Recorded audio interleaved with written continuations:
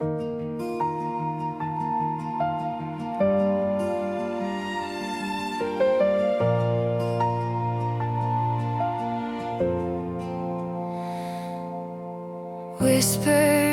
lived where my voice should be, a shadowed world no one could see. I carried the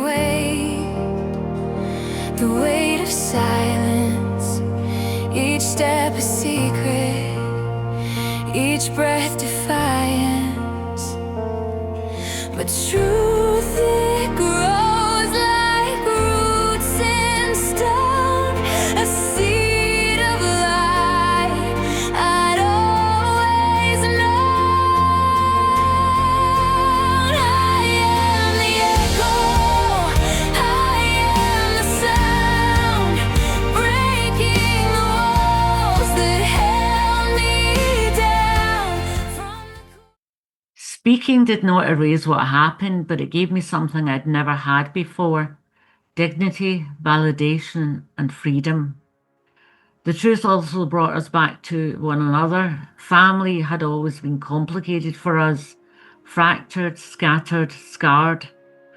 But in recent years, as adults, we found our way back together.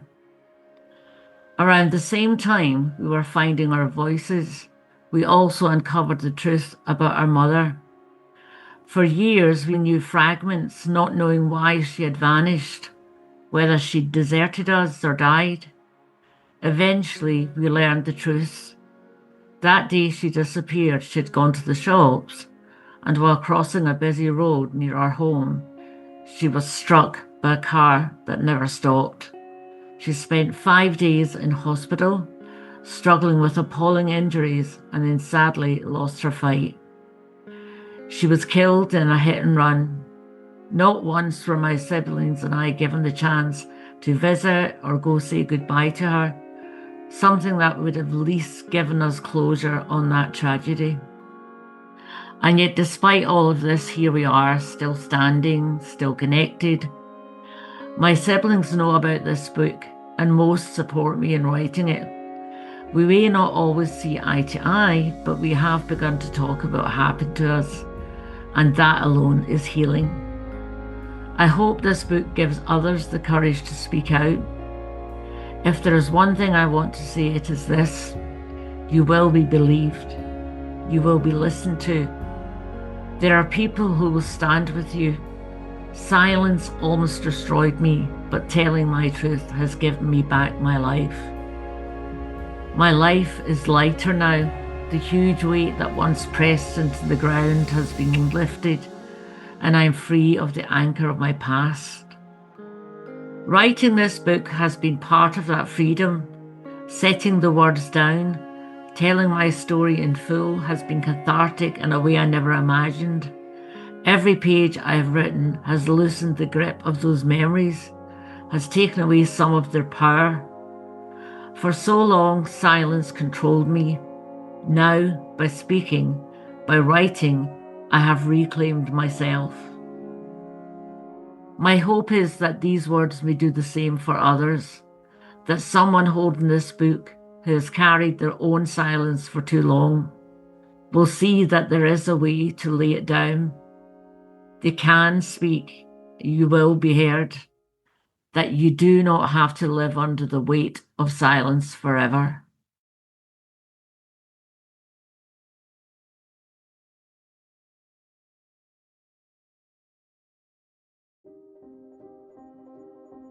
The last 4 months have been a harrowing experience for our entire family when our mum suddenly disappeared one day. I didn't know what that meant because no one explained. I thought she'd nipped out to the shops and just not come back. I don't recall her looking sick or acting any different to me before she was gone.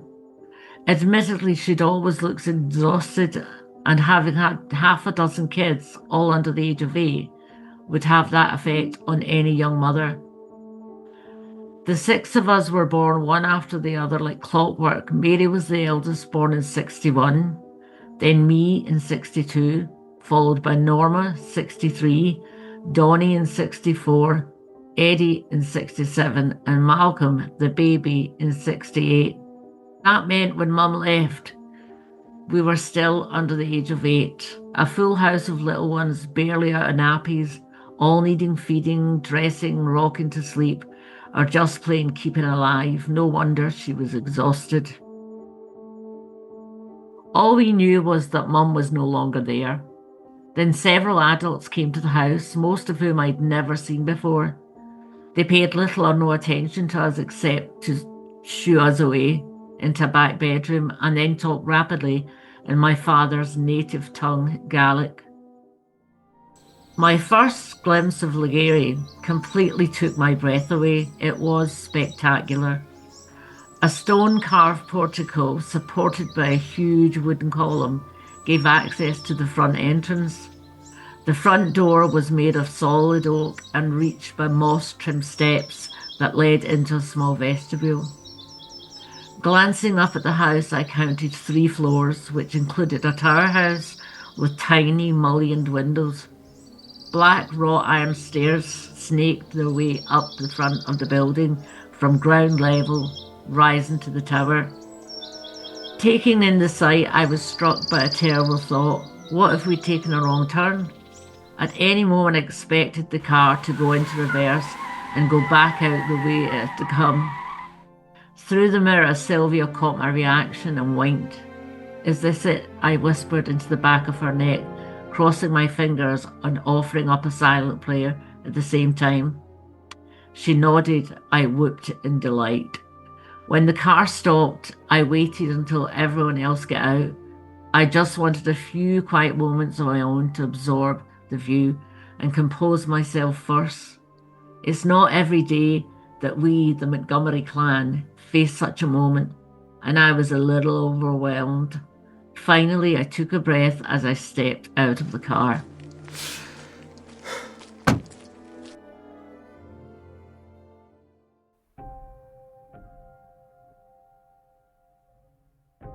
Once we were all safely out of the building, we crouched in shrubbery by the dining room windows.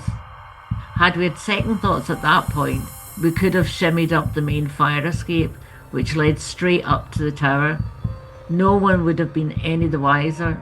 That said, I was running on adrenaline, had no intention of backing out, despite my earlier misgivings. The chance to get away from Ligeri was an opportunity too good to pass on. At the bottom of the drive, I stole a glance at the house in the dark. It looked like some sort of lunatic asylum, and the metal fire escapes running down the side of the building looked like a giant cage. I scanned each floor, checking for any sign of life. There wasn't a single light on. So far, so good, but we still had a long way to go. Mary signalled towards the grass and we all made a mad dash for it, heading in the direction of Rue. Normally, if you walked fast, you could cover the distance in 10 minutes, or even less, depending on how fit you were. When we got there, Mary suggested we make our getaway on a boat. I was impressed. I would never have thought of that. She pointed to several sailing vessels moored near Shandon, which was a quick sprint from Rue. Further back, there were 2 or 3 streets with tiny bungalows and cottages. Right at the back of the village, a hidden path led to an estate, housing families from the nearby Fastlane's naval base. However, we hadn't intended to venture up that far. Our only goal was getting to be with our father, who was in Brazil, and I wasn't even sure if it was possible to get to such a place from Rue. As we continued our quest, I was suddenly struck by a terrible thought. What if our father didn't want to see us?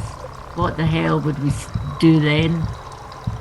Mary suddenly pointed to a few small boats ahead, and I was back on full alert, renewed vigour in my stride. I kept telling myself it was all going to work out fine, and our father would be thrilled that we'd put in so much effort to track him down. I convinced myself he'd be so pleased to see us. Telling us off would be the last thing on his mind.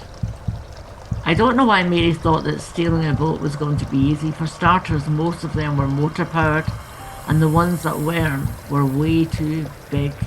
Another problem that we hadn't anticipated was the difficulty separating them.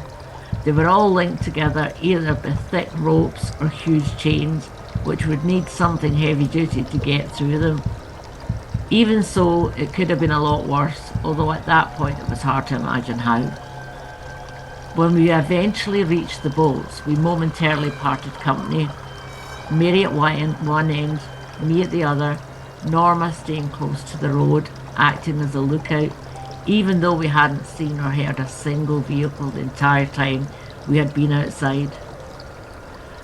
After struggling for a while with the first boat, we came to, Mary and I concluded we couldn't do it. Subdued and in need of shelter, we kept walking until we reached Gairloch Head, 3 miles ahead. We sought refuge in a disused bus depot. For most of the night, we huddled together, unable to sleep.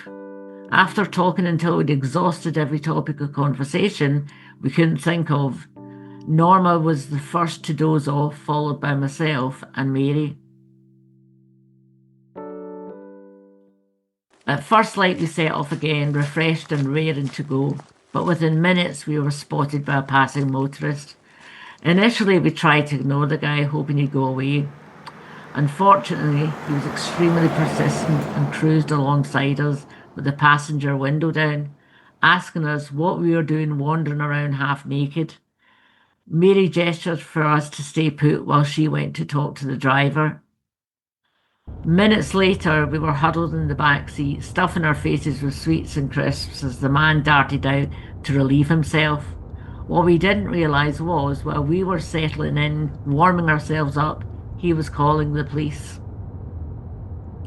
A young officer approached the car and bent down to look at us. He signalled for us to get out. I was so afraid I thought I was going to pee myself. When we had alighted, he asked us a few questions, then gave us a stern lecture on the dangers that could have befallen us before driving us back to Montgomery.